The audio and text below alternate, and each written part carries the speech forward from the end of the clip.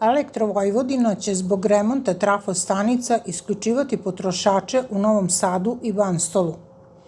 Novi Sad od 8 do 9:30, Felegi Tivadara 1 do 5, 2 do 6, Save Kovачевиќа 16 do 22, Save Љубојева 5 do 9, Краљевиќа Marka 55, 57.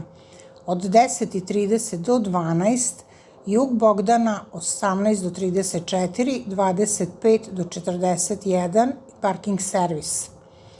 Od 12:30 do 14, Јеврејска 19 do 33, 24, 26, 36, 38, Vase Pelagića 7, 11, 13 i 14.